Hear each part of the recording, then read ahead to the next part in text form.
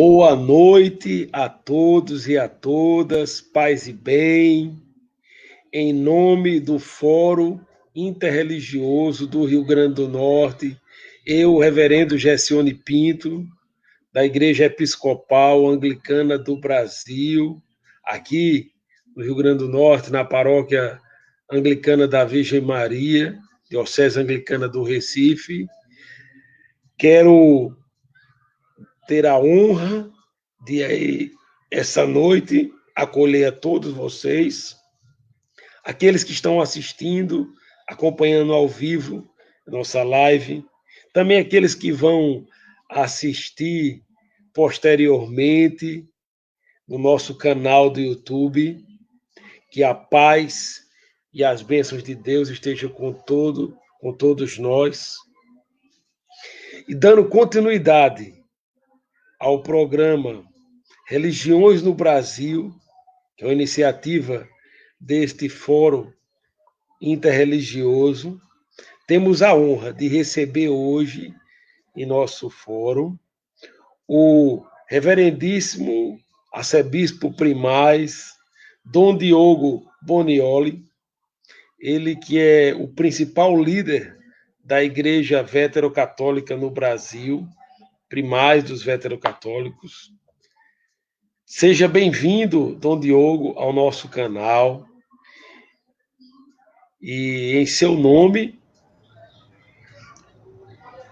gostaríamos de parabenizar também o nosso amigo, o reverendo padre Jailson Rodrigues, vigário episcopal aqui no Rio Grande do Norte, um amigo de caminhada ecumênica, que com certeza está nos acompanhando e tem levado o nome da Igreja Veterocatólica aqui em nosso estado. E eu quero começar, fazendo a apresentação do nosso querido Dom Diogo. Pode dar sua boa noite, Dom Diogo, para os nossos...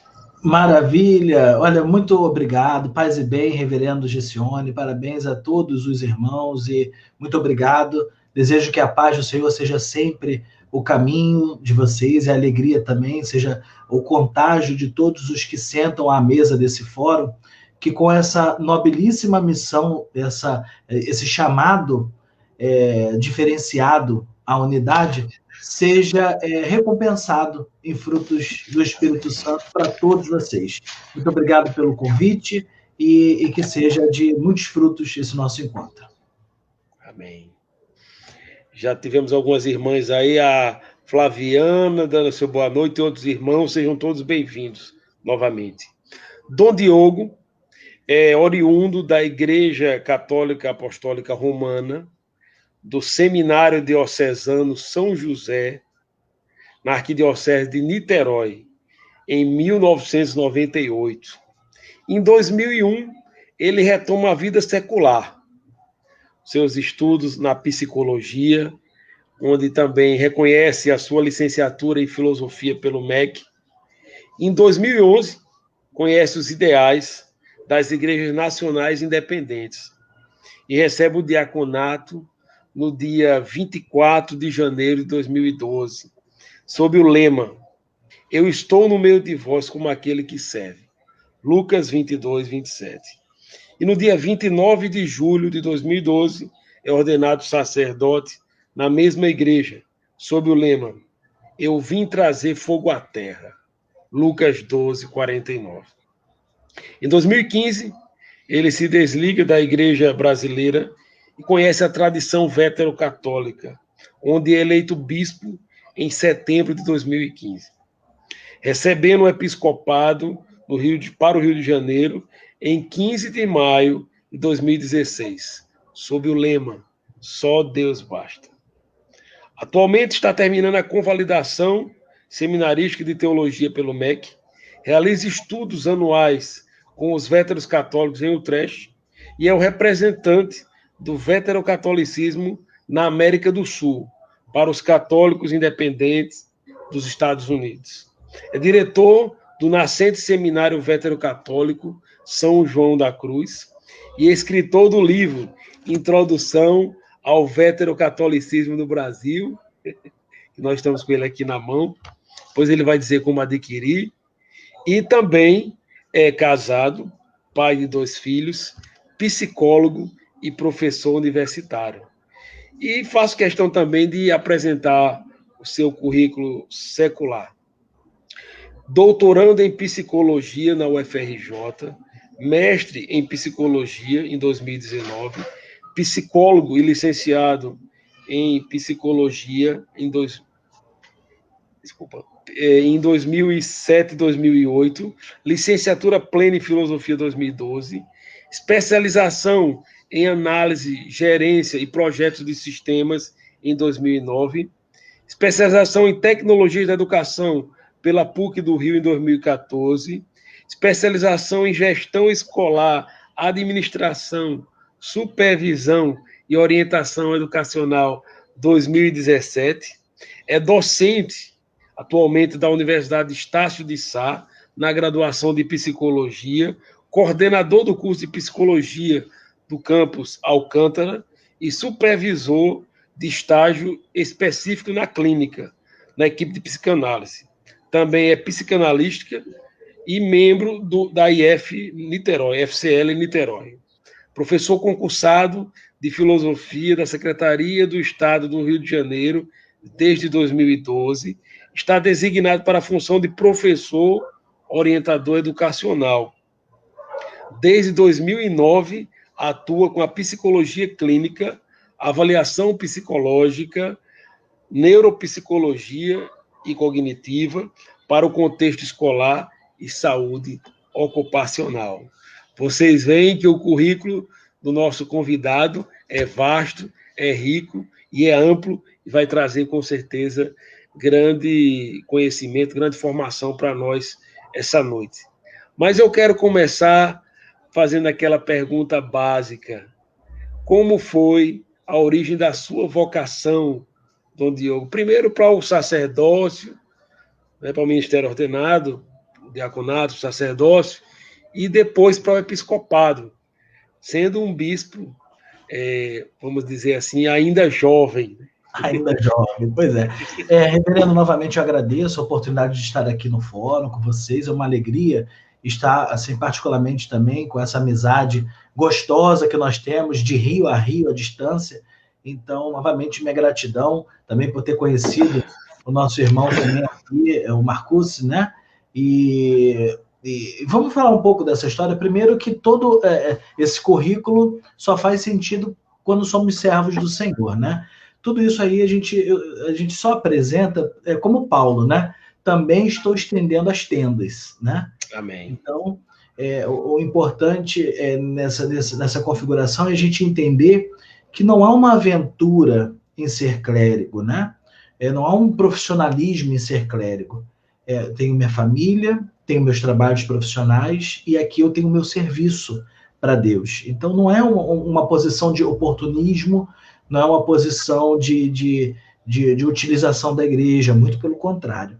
Então, é nesse sentido que eu acho imprescindível apresentar-me também como um profissional, como aquele que puxa as tendas, que não está aqui fazendo propagandas de igreja, mas ao contrário, estreitando laços de fraternidade. A minha vocação, ela nasceu dentro da igreja romana, e inclusive eu fui até o bispo da época, que é Dom Carlos Alberto Navarro, e nós conversamos longamente, eu contei um pouco da minha história e perguntei para ele, então, Dom Carlos, eu tenho vocação? Aí ele olhou para mim, e ele descobriu a vocação dele tardia, né, militar, ele olhou para mim e falou assim, meu filho, você tem vocação. Só que chegou um tempo que eu fiquei um pouco, me sentindo um pouco diferenciado, porque eu queria ter o meu trabalho secular e queria me casar. Então eu falei, o que é isso? Que vocação é essa, meu Deus do céu? Será que eu estou ficando louco? Será que Deus está me chamando por uma coisa estranha? Assim, o que é isso? Isso é de Deus? E aí eu comecei a procurar, foi quando eu me desliguei, fui estudei psicologia, finalizei o curso que até então era de filosofia, foi reconhecida como licenciatura, e fui para o mundo conhecer um pouco mais sobre mim. E então foi quando eu conheci que existia a vocação dos padres que podem ser solteiros e podem ser casados, e aí eu não me senti mais estranho. Eu falei, olha, existe um aprisco diferente, e eu posso participar desse aprisco. E isso foi de uma libertação incomensurável. E quando a gente encontra o grande tesouro, faz o quê? Larga tudo, vende tudo, para poder estar com esse tesouro, encontrar com esse tesouro. Então, foi essa oportunidade que eu fiz. Eu abracei, vim abraçar o diaconato, depois o presbiterato, e sou muito feliz tendo esses dois pilares que sustentam o altar da minha vida. Não tenho uma vida dupla. Não tenho uma vida dupla. Eu tenho uma vida com várias coisas para fazer. E aí a gente consegue fazer uma e a gente consegue fazer outra, porque quem toma conta desse barco é Deus. Muito bem. Maravilha, né? E aí o episcopado, eu acho que o senhor fez essa pergunta também, né, de como chegou o episcopado. Sim. Então, com certeza. Quando eu conheci a tradição vétero, né, por conta de alguns embates teológicos e disciplinares, não fiquei mais na ICAB, que tem uma estrutura santificada, né, pela realidade mesmo do bispo fundador, então, Dom Carlos, né, do Brasil. Então, ele... mas a doutrina tinha alguma coisa ali que não era... que não fechava, o coração não estava tranquilo. Então eu conheci a doutrina vétero-católica e me subordinei à província do Espírito Santo do Rio de Janeiro. Então nós fizemos uma festa aqui na minha paróquia para receber a visita. E o que aconteceu? Não vieram. Eita! Eu fiz uma festa e aí não vieram. E aí quando eu percebi, falei, e agora? Liguei pro bispo, né? Falei, olha, é uma festa que o festejado não veio, né? Aí foi quando ele disse, então a festa é sua, já que a pessoa não pode vir e não tem alguém nessa província no Rio de Janeiro, já vou mandar a sua carta de eleição ao episcopado. E foi a essa época, pela necessidade própria da igreja, eu fui eleito, né? E 3 meses depois, inclusive hoje nós comemoramos esse aniversário, né, que hoje é meu aniversário de sagração episcopal, fazem 5 anos de sagração episcopal. E eu não, assim, eu falei assim, não dá, gente. Porque qual é a figura do bispo, reverendo? A figura do bispo, cabelo grisalhos, né? Ciozinho, né? Assim, o senhor já tá podendo ser bispo, hein? Só no cabelo mesmo. Aí, então, já tá na ser de água, né? Então,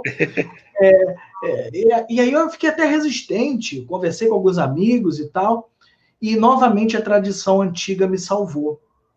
Porque se nós formos olhar os apóstolos, né, Paulo mesmo exorta ao seu jovem bispo que não te oportunes pela sua pouca idade.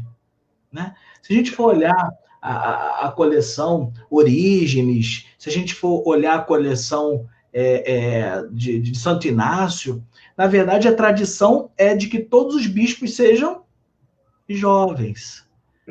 Então, os padres é que são anciãos, né? Mas o bispo tem essa jovialidade. E foi o que falaram, né? À época da minha eleição. Olha, eu acredito que vai ter muita coisa para percorrer. Então, talvez o episcopado longo possa ajudar a fazer uma identidade. E aí eu falei, eis-me aqui. Só Deus basta, não é comigo. Amém. Só Deus basta. E assim foi feito. Sagrado com quantos anos, Diogo? Então, eu não sei se eu posso responder essa pergunta. Foi com 35 anos eu fui sagrado bispo, por obediência. Porque a gente é padre por vocação. É verdade. Mas bispo, a gente é bispo por obediência. A gente não é bispo por vocação. Não tem vocação para bispo, né? Não tem. A gente é bispo por obediência. O Senhor chama e aí nós falamos sim, porque somos obedientes, né? Ou precisamos ser. E aí, aos 35 anos, fui sagrado bispo.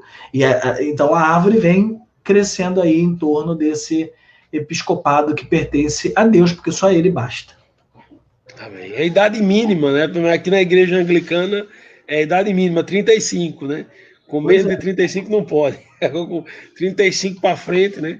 Se eu não me engano, um dos bispos mais novos do mundo católico romano, que eu fiz uma pesquisa há um tempo atrás, tinha 39. Então hoje você já bateu a meta, né? 5 anos, já está por aí, né? Pronto, já está, né? Pronto, o senhor fez as contas. Mas é como você falou, né? A vocação, ela não tem idade, né? E o chamado de Deus vem, e a gente que está no sacerdócio, em geral, a gente diz sim, né? Sim. Apesar de todas as responsabilidades, as renúncias e outras coisas mais, as perseguições, né? Que alguém que ocupa, eu imagino, a função de bispo, arcebispo primaz, ele acolhe, né? Na sua vida. Sim. Né? Infelizmente, nós estamos num país que, embora seja marcado pela miscigenação, ainda tem essa contradição de manter um preconceito. Por isso eu louvo a Deus quando nós temos um fórum. Que eu gostaria muito que eu vivesse num país que não tivesse a necessidade de ter um fórum. Mas se temos, que bom que temos. Eu gostaria que o mundo inteiro fosse um eterno fórum de diálogo, de escuta, de eu quero ouvir. Mas, infelizmente, nós estamos num país que, contraditoriamente, ainda sustenta várias formas de micropoder, e uma delas é, de fato, preconceito, e o preconceito religioso, né? Infelizmente, como arcebispo veterocatólico, eu ouço muitas perseguições. Para a glória de Deus, nenhuma delas envolveu o meu nome. E eu acredito que é dada a seriedade do trabalho, entende? Então, quando se fala assim, quem é o Dom Diogo? Então, se encontra o meu trabalho também... Deixa eu fechar aqui a Siri, que a Siri resolveu falar junto comigo. Então, quando ouve falar do Dom Diogo, também ouve falar que existe um profissional, entende? Então, se entende que, que não é um aventureiro, né? Não é uma aventura. Mas existe, infelizmente, pessoas que se aventuram no campo da religião, e nós tivemos trágicas notícias há pouco tempo. Se formos escafundar, encontraremos várias, de pessoas que se aventuram, achando que a religião serve muito mais para si do que para o outro. Então, há um misto de preocupação, mas também há uma questão de preconceito. Então, assim, graças a Deus, a nossa igreja tem estabelecido bastante respeito, graças ao nosso intento de contribuir intelectualmente para a fé e também para o trabalho, né? Então, nós temos um outro formato de muitas que existem por aí e reclamam um espaço que, infelizmente, não está no âmbito religioso. Muito bem. Existe a presença de um irmão que tem um pouco essa ligação Rio de Janeiro, Rio Grande do Norte, que é o padre Caio Cavalcante. Já celebrei com o padre Caio várias vezes. Pois ele está aí, está acompanhando aí. Ô, padre Caio, Deus nos abençoe, meu filho. Também o padre Jailson também, quero mandar meu abraço. A Flama está aqui presente. A Flama. Vai registrando o seu pessoal também, pode ficar à vontade. A Flama e o que é a Flama? Isso, a Flama é a Fraternidade Leiga Missionária Agostiniana, que na fundação da igreja já esteve presente e se identificou do seu carisma ser um carisma semelhante aos véteros católicos. Então, a Flama é uma ordem religiosa que é prelazia pessoal do arcebispado primaz e que traz um carisma de Santo Agostinho para a vida religiosa. Então, são pessoas assim, maravilhosas, um carisma maravilhoso. Nossa igreja contém aí 2 ordens religiosas e que trazem essa velha religião. Dom Diogo, tem uma questão que se coloca para todo mundo quando a gente fala veterocatólica, né? Nem todo mundo conhece a origem da igreja veterocatólica no mundo, né? O senhor poderia falar para a gente e para os nossos ouvintes, telespectadores, o que seria, como a igreja veterocatólica surge no mundo? Então, a igreja veterocatólica, ela aqui no Brasil, ela possui uma polifonia muito grande. Eu prefiro dizer polifonia, porque nós temos muitas pessoas que possuem alguma ligação de sucessão apostólica com o veterocatolicismo. Porém, praticamente quase nenhuma tem uma ligação com a origem do veterocatolicismo. E quando eu conheci a igreja veterocatólica, essa tradição, eu entendi logo isso. E de cara, nesse nessa polifonia, né? O que é ser vétero, o que é ser vétero, o que é ser vétero, o que eu fiz? Peguei meu avião e fui para o Utrecht. Marquei uma audiência com o arcebispo primaz de Utrecht, né, o presidente da União de Utrecht, que na época era Dom Joris Verkame, e aí eu marquei uma audiência e fui estudar. Não, vou fazer o quê, né? A gente tem que ir à origem, já que aqui existe toda uma questão de desconhecimento sobre o que é isso, o fundamento e tal. Falei, estou indo. Então, só para a gente voltar um pouco, o termo vétero quer dizer antigo, velho, é uma tradução para cá, né? Que lá eles se denominam Old Catholic Church. Então, é uma tradição que nasceu na influência de um movimento do Benito Mussolini tentando fazer a unificação da Itália, e com essa unificação da Itália tentava-se fazer também uma unificação na Europa, e houve uma resistência com os Países Baixos. Então essa primeira resistência já foi uma resistência política. Então já existia uma resistência política entre os Países Baixos e os países mais ocidentais da Europa, e que, à época, calhou, inclusive, do Papa Pio IX propor uma unificação da igreja. Então, parece que a questão ficou muito atrelada. De um lado, a política do Benito Mussolini, e de outro, o Papa Pio IX. Não existe registros históricos de uma proximidade entre ambos. Mas a data é um zeitgeist, né? O espírito da época. Então, nesse interim existe a promulgação do dogma da infabilidade papal, e existe também o dogma da Imaculada Conceição, que propõe o quê? A unificação da Igreja Católica. Só que quando nós falamos de unificação da Igreja Católica sobre o aprisco de Pedro, tem uma meia verdade divulgada no Brasil. Porque quando se fala de infabilidade papal, o dogma da infabilidade papal, só está se falando a metade. Por isso que eu falo meia verdade. Porque não se fala o dogma inteiro. E no livro eu trato isso, né? O nome do dogma inteiro é o dogma da infabilidade papal e universalização de Roma. Então, com esse dogma, o que se faz? Todos os países, todas as dioceses, elas são subordinadas às escolhas do seu episcopado pelo Papa. Toda a liturgia é determinada pelo Papa. Então, quando isso chega na Holanda, já se encontra um exílio holandês político. Politicamente, a Holanda já estava, junto com vários países, né, já estava politicamente separada da Europa, já tinha barreiras, etc. e tal, e também se encontra esse problema. E agora vem um bispo de outro lugar, né? Então, como é que é isso? Parecia uma coisa cavalo de Troia, né? Vou colocar um bispo e daqui se surge o restante do que está se impondo politicamente. Então, a igreja da Holanda fala assim, não. E junto com as outras igrejas, também da Europa Oriental, fundam, então, em 24 de setembro de 1889, a União de Utrecht, que é a união de todas essas igrejas que são católicas, só que não se colocaram anuentes ao dogma da infabilidade papal e da universalização de Roma, que é uma coisa só.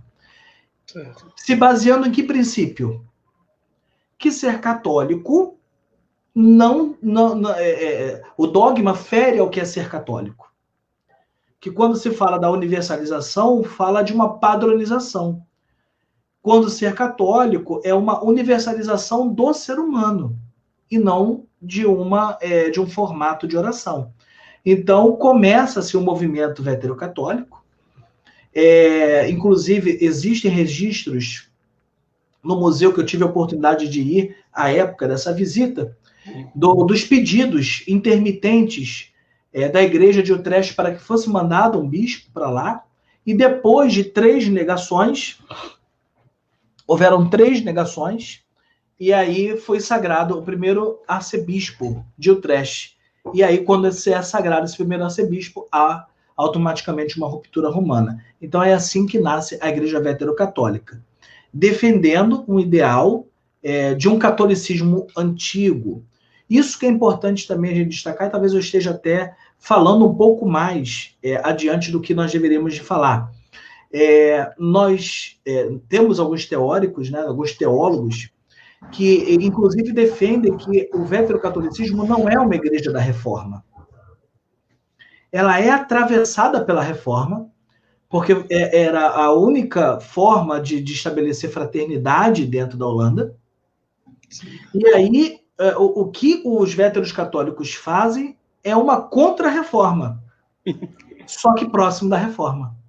É uma contra-reforma que volta para o catolicismo antigo, não para os concílios. Então, essa se torna a grande diferença. A gente fala, não, peraí, vamos voltar a ser católicos. Não, nós não vamos entrar na doutrina nascente protestante, nós estamos sendo atravessados por isso, mas o movimento como a contra-reforma. Só que agora a gente não vai para frente. Porque a contra-reforma fez o quê? O concílio, foi fazendo esses movimentos para frente. O veterocatolicismo, por ser vétero, fez o movimento. Para trás, não. Contra-reforma real não é ir para frente, é ir para trás. Então, a evolução não é ir para o futuro, é ir para trás. Porque quanto mais para o futuro, mais a universalização acontecia. Então, nós vamos para o passado para que a gente possa encontrar a teologia primitiva. Acho que eu falei muito. O tema vocês estão vendo que é um tema denso, né? E é bom a gente perceber quando ele usa episcopado, é a mesma coisa de bispo, né? Então é sempre bom perceber que ele está usando um termo mais técnico, mas é a mesma situação que nós chamamos de bispo, né? Conjunto de bispos, é o episcopado de um país, né? Sim. E como essa igreja chegou no Brasil, você já falou um pouco de que você foi lá para retomar esse contato com a sede originária, né? Mas como ela chegou, como ela se implantou, qual foi o estado, o que o movimento veterocatólico plantou a semente no Brasil? Então, começou assim, no Brasil, o veterocatolicismo chegou, vai fazer aniversário, esse mês é muito importante para a gente, em 22 de maio de 1932. Quando Legal. chegou aqui em Curitiba, o Dom Bartnick. Alguns denominam como padre, mas ele não era padre. Eu fiz uma pesquisa com a fonte, está citada no livro, inclusive, que é a Universidade Estadual de Ponta Grossa, que é a cidade onde esse padre se estabeleceu. E ele já chegou ao Brasil com as suas vestes episcopais. Então, na verdade, se tratava de um bispo. Mas que, por alguma razão, isso foi divulgado pela mídia, e aí no livro eu digo qual é a razão, foi divulgado pela mídia que era só um padre, né? E aí ele começa a fazer aqui, a partir de 1932, um trabalho de evangelização junto com os poloneses, os imigrantes poloneses. Por quê? Porque ele é polonês, a missão dele veio para cá para o Brasil vinda da Polônia, e a Polônia, à época, era da União de Utrecht. Hoje, a Polônia não é mais da União de Utrecht. Hoje. Mas em 1932, veio como missão para cá, para trazer o veterocatolicismo para o sul do país, para cuidar dos poloneses daqui, que tinham essa questão de ligação com a Polônia. Ok. Em 1934, a igreja já era a igreja principal da cidade, e foi incendiada. A Universidade Estadual de Ponta Grossa guarda documentos do inquérito, e os documentos divulgados por revistas científicas e por esse documento que está em posse da universidade, alega que trata-se de um incêndio criminoso. Então, isso aí não sou eu que estou falando. São os documentos. Então, eu catei isso tudo, essas fontes todas, coloquei debaixo do braço e levei para o trash, né? Mas aí, só a gente voltando aqui, em 1934 queima essa igreja, por conta dessa perseguição, Dom Ian Perkovsky, que foi sagrado pelo Bartnik, traz a igreja de Ponta Grossa para São Paulo. Então, nós temos documentos que mostram essa transição. Ele sai de Curitiba e vem para São Paulo, e o veterocatolicismo continua aqui em São Paulo. Em São Paulo, vai até 2003, que houve um outro grande problema, que é assassinado o bispo Dom Paulo Pereira, que era o bispo dessa igreja de São Paulo. Ele foi um grande apóstolo, bispo jovem também, assassinado também, como temos um histórico na igreja veterocatólica na Holanda, né, que eu conto no livro. E depois desse assassinato, a igreja ela fica um pouco dispersa. E eu acredito que na mesma medida do que aconteceu com os apóstolos.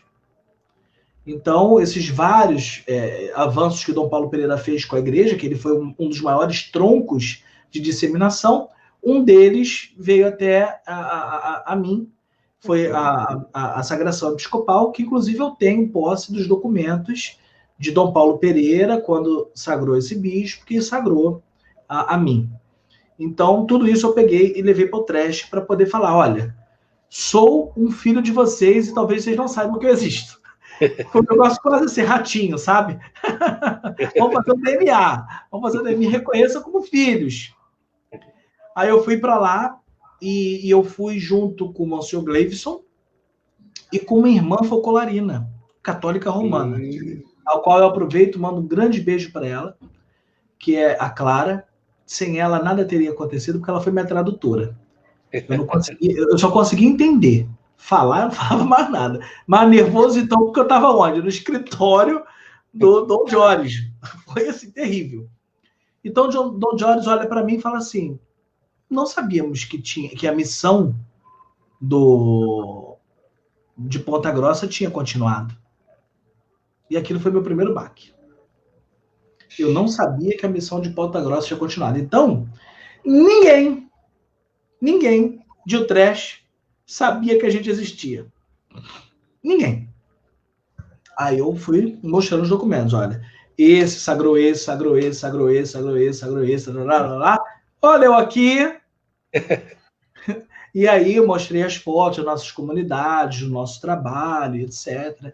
E aí, então, ele recolheu alguns documentos e guardou. Pasme. Só ficou com meus documentos civis e intelectuais, né? Só. Sim. Só. Isso é uma marca interessante em Utrecht que a gente pode falar daqui a pouco. Então ele pegou meus documentos civis, meus documentos intelectuais, guardou, e aí, olha, nós vamos começar o processo com vocês, só que nós estamos feridos, porque nós tivemos uma decepção na América Latina, então nós estamos... Continue nesse caminho, venha estudando e tal, enfim. Então, até então, nós estamos nessa fase de troca, de conhecimento mútuo. Então, eu não posso reclamar para mim o lugar de reconhecimento, mas eu reclamo um lugar de conhecimento. Então, ao final, nós já estávamos tirando fotos juntos, eu acho que já tem aí divulgado uma foto que estão os 3 bispos, ele e o bispo da Filipinas, né? Que também agora é membro da União de Utrecht.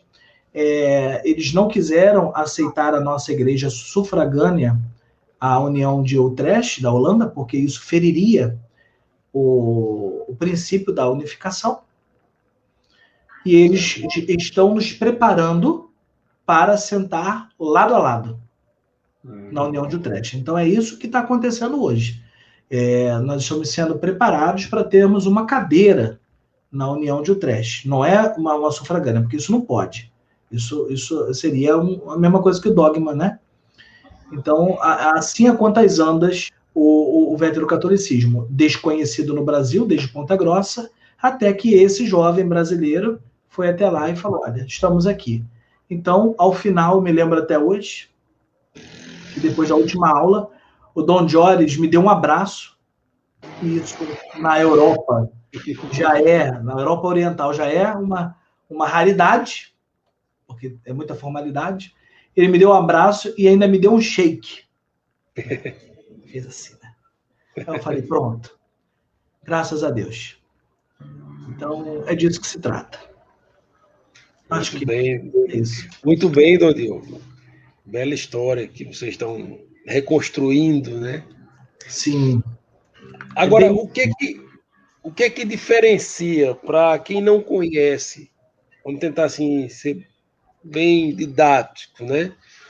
O que é que diferencia? Você falou do dogma, né, da infabilidade papal, de unificação da igreja, mas dentro do nosso contexto brasileiro, né, que a gente tem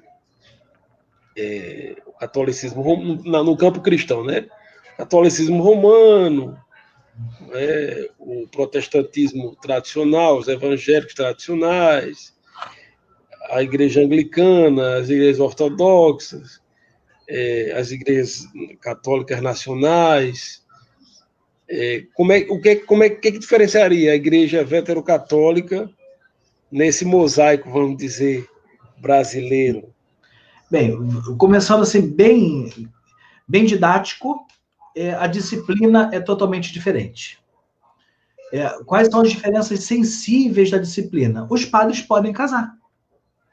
Os padres podem casar, podem constituir sua família, podem ter seu lar. Temos um regimento diferenciado para isso, mas ainda assim continuamos com a tradição de que tem que ter estudo, tem que ter sua profissão e tem que ter formação. Não ordenamos padres sem estudos teológicos mínimos para que ele possa sustentar o ministério. E a preconização que nós temos aqui, visto que Dom Jorge fez comigo, nós preconizamos que isso seja de reconhecimento do MEC. Então, que também a própria teologia seja reconhecida do MEC. Mas voltando aqui à questão didática, a primeira disciplina é essa. Opa, nós somos um pouco diferentes na disciplina do casamento. Outra sensibilidade que nós temos é a visão do sacramento do matrimônio, que tem uma visão um pouco diferenciada por conta de desvencilhar a noção do casamento somente para fins de procriação. Então, é uma teologia diferenciada. E nesse sentido, a gente repensa a chamada segunda união, que talvez seja a primeira, né? Então, nós temos uma outra visão, que seria o casamento do divorciado, mas não é bem o termo coerente espiritualmente, mas eu estou sendo mais didático aqui.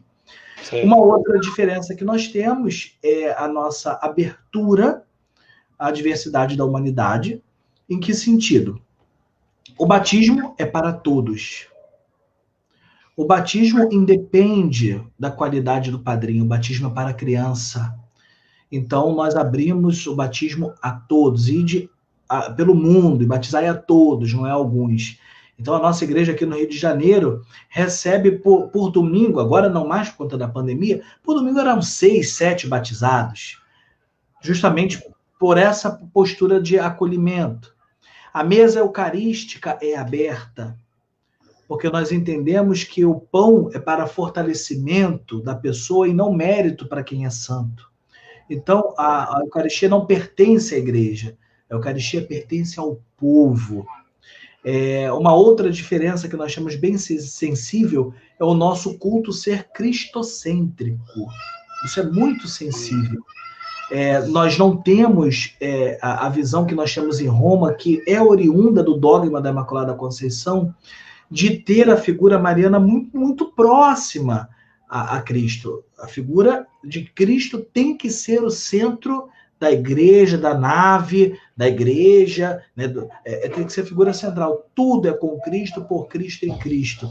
Então, essa figura da Imaculada, dessa postura que, por vezes, se parece muito com Cristo, muito igualitária ao Cristo, isso também é bem sensível na nossa igreja. Então, essas são algumas diferenças. Agora, de aproximação, nós temos várias também. Aliás, nós temos mais motivos para estar perto do que para estar longe. Né? Isso. Então, assim... Eu quero aproveitar esse gancho aí. Assim, se a gente for parar para perceber, dentro do anglicanismo, a gente tem muito mais semelhanças do que divergências, né? Na verdade, são raríssimas as divergências e, assim, a única que eu encontro muito pontual é só a origem assim mesmo, né? Porque a origem da sucessão apostólica é celta, né? E a nossa está vindo ali de São Willibrord, né? Então, é só isso, mas, na verdade, é catolicismo. Né? Tudo é catolicismo.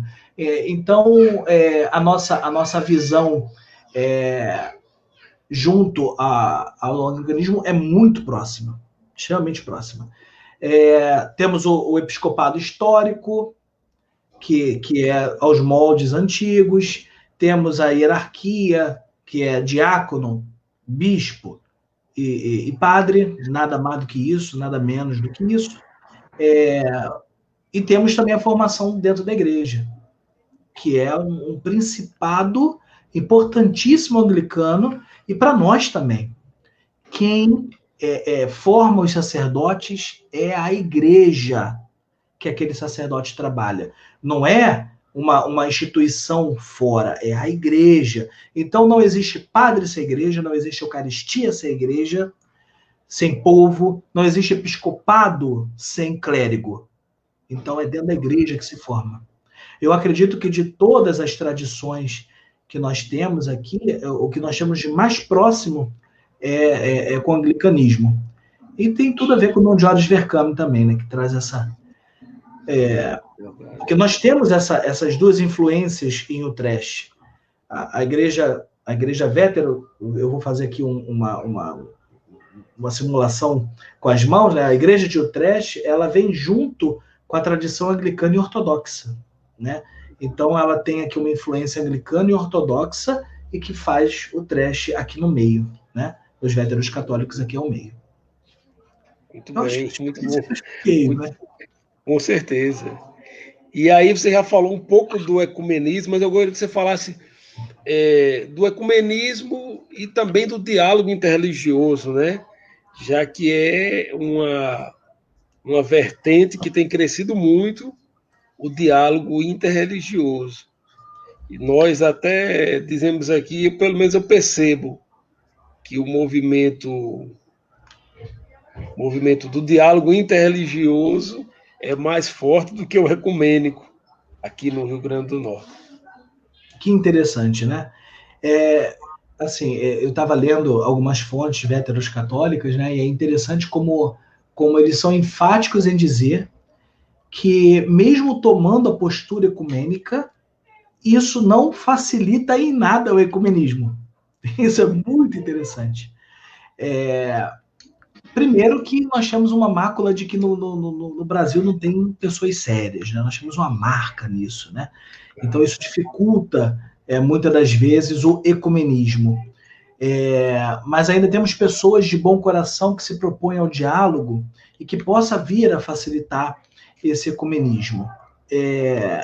Mas eu acho que também tem um atravessamento cultural muito forte para que esse ecumenismo não aconteça, né?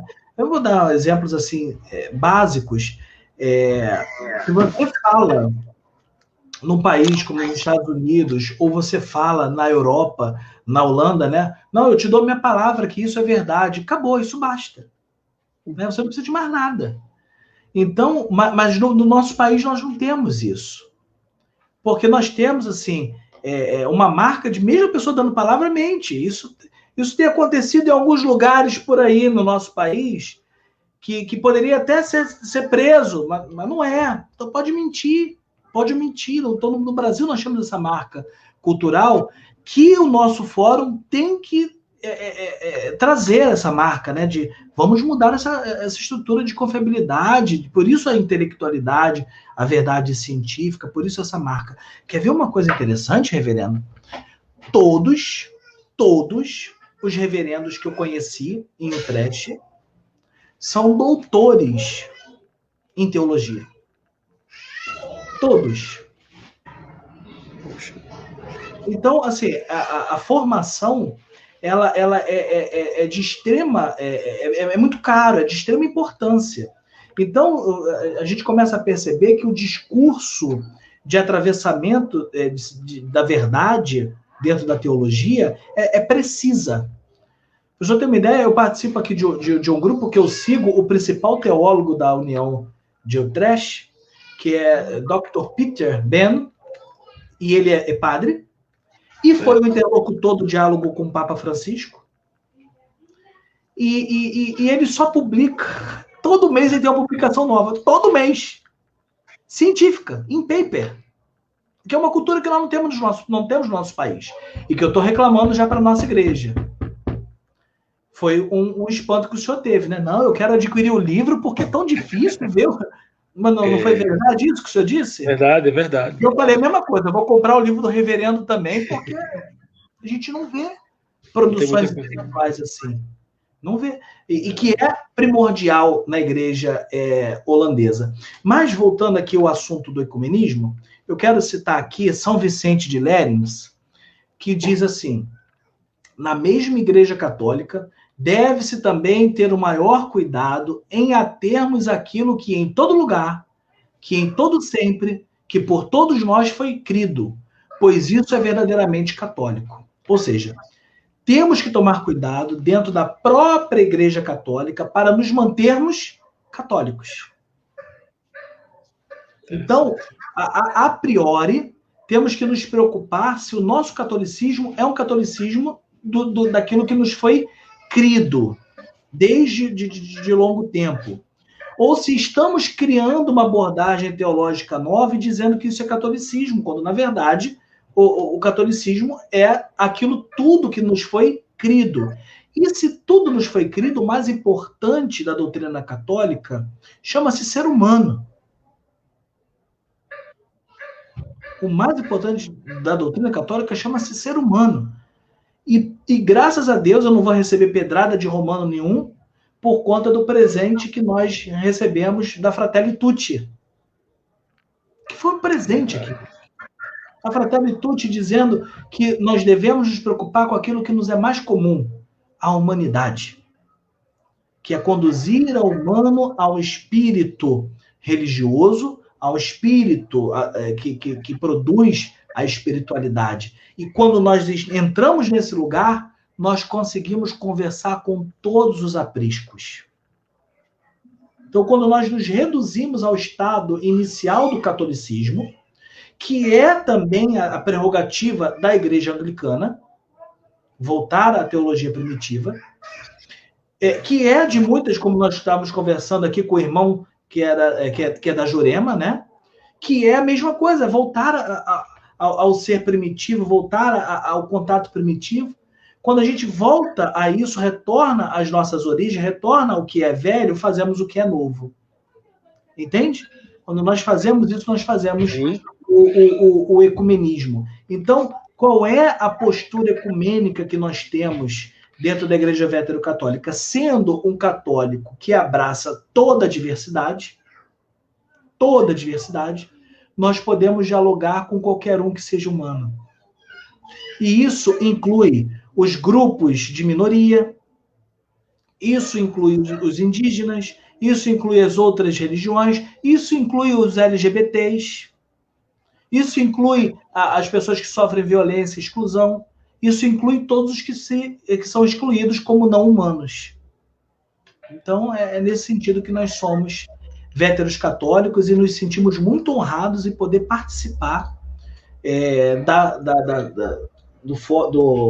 campanha da Fraternidade Ecumênica, inclusive com o reverendo Daniel aqui em Niterói, que é da Igreja Anglicana. E, um abraço para o reverendo Daniel aí. E vou mandar um vídeo para ele. Vou dar um vídeo para ele. Porque é desse abraço que ele fez também a escrita desse material, do texto base. Então, foi simplesmente maravilhoso.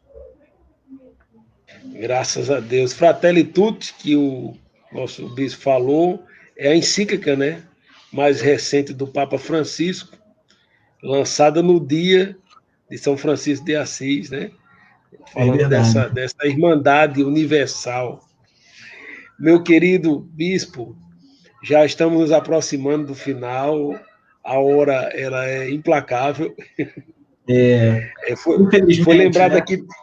Vou lembrar daqui também acho que na Holanda, a igreja veterocatólica também ordena mulheres, né? Uma Sim, irmã, acho que também da ordena sua mulheres. congregação, lembrou, junto com o padre Jailson. Mas eu queria trazer agora, nessa palavra final do senhor, qual a mensagem que o senhor deixaria para os fiéis da igreja veterocatólica, para todos os fiéis de todas as igrejas, todas as religiões, pessoas sem religião, nesse momento difícil, que a humanidade está passando e que nós, aqui no Brasil, estamos passando.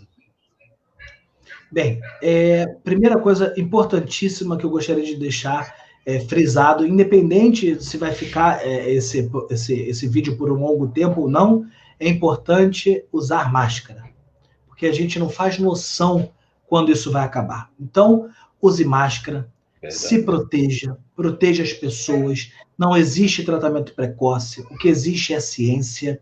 Então, por favor, protejam a quem vocês amam, protejam as pessoas que não se amam também.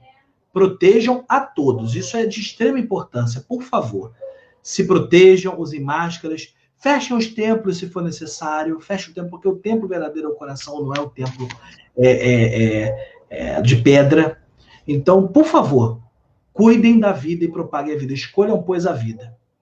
A segunda coisa muito importante que eu gostaria de deixar de mensagem para todos aqui é que cultivem a esperança.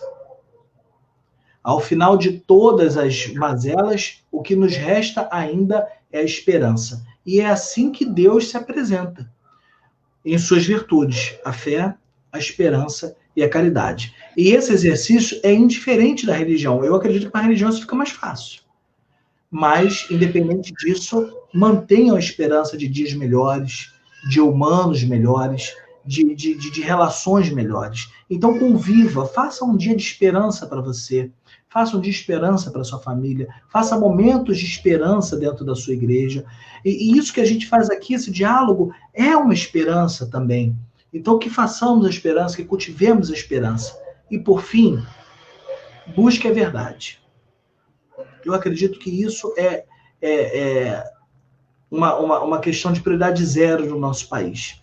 Busque a verdade. Me baseio primeiro em Nosso Senhor, que diz: eu sou o caminho, a verdade e a vida. E então, parafraseando o Senhor para explicar melhor, cito São João da Cruz, que aquele que busca a verdade, busca a Deus sem saber. Então, independente de que forma de verdade, quando nós buscamos a verdade, nós encontramos a Deus no final de tudo. E essa verdade pode estar escondida na ciência, pode estar escondido no diálogo, pode estar escondido em vários lugares, porque a verdade é o próprio Senhor. Então busque a verdade das religiões, a verdade das pessoas, porque a verdade da pessoa é a humanidade. Busque a verdade das escrituras. Busquem, porque só a verdade nos liberta. Fora da verdade só tem morte. Então, esse que é o intento e a minha mensagem. Quem quiser manter esse diálogo, me disponho ao fórum para novos diálogos. Eu acho que o site da nossa igreja, que ainda está em construção, mas já está com algumas informações lá, podem ser acessados. Meu e-mail também está à disposição. Está aí na tela já. Tracinho VC, não é underline, tá? É tracinho. E vocês também podem nos acompanhar pelo Facebook. Muito bem. Nós fazemos as celebrações transmitidas e tal. Então é um prazer. Hoje o livro está esgotado, reverendo. Está esgotado, né? Mas vai sair um segundo livro? Soube que ia sair um segundo livro. O padre já está falando aí pra gente. Eu tive um grande amigo que leu o livro e fez um feedback comigo maravilhoso. Eu não sei se o senhor conhece, ele é um reverendo lá do Rio Grande do Norte. Então, nós estamos fazendo já a segunda edição, corrigindo alguns erros de digitação, aprofundando alguns temas que ficaram um pouco confusos, não tão explicados, né, que mereciam uma explicação maior. Então, já está sendo preparado a segunda edição, em breve nós já vamos lançar. Eu vou até deixar, quando for lançado, eu vou deixar nos comentários, né, daqui do vídeo, porque aí fica, né? E o reverendo Jailson está falando aqui do meu segundo livro, que foi do meu mestrado, que são cognição social, crenças e sistemas de crenças. que eu faço uma pesquisa sobre professores, né, de inclusão nas tecnologias e fora das tecnologias. Então, nós também temos esse segundo livro. Então é isso, reverendo. Me Parabéns. resta agradecer do fundo do meu coração ao Fórum Interreligioso do Rio Grande do Norte a oportunidade de lhe ver novamente, reverendo, nutrindo aqui a esperança de te ver pessoalmente, que certamente será um momento de efusão do Espírito Santo e de imensa alegria te encontrar. Peço as bênçãos de Deus para cada um que sustenta esse trabalho e Pode também, nos dar a bênção nesse momento. e também as bênçãos sobre esse nosso irmão Marcuse, não é isso? Não é esse o nome dele? Isso. Marcuse, que nos recebeu e foi tão solícito. Então, vamos fazer a nossa bênção.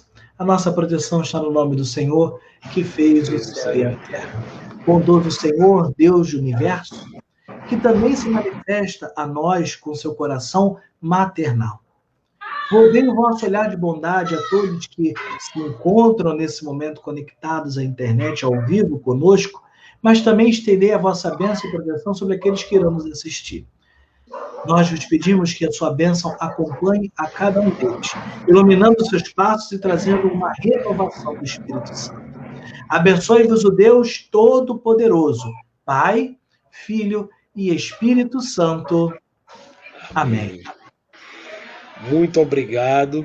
Em nome do Fórum Interreligioso do Rio Grande do Norte, agradecemos imensamente a presença, a participação do Dom Diogo, de todos aqueles que acompanharam e que vão acompanhar ainda posteriormente, né? A assessoria técnica do nosso irmão Marcus de France, né? E quero aproveitar esse momento para convidar a você que está aí acompanhando para se inscrever no nosso canal, é muito importante, né?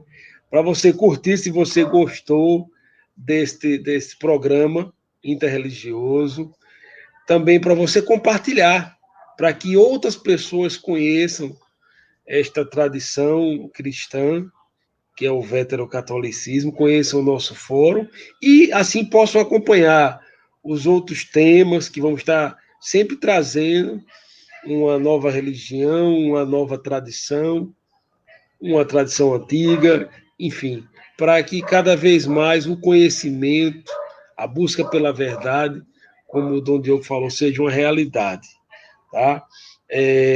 E dessa forma nós possamos propagar uma cultura de paz e de tolerância interreligiosa, Assim sem seja. preconceito.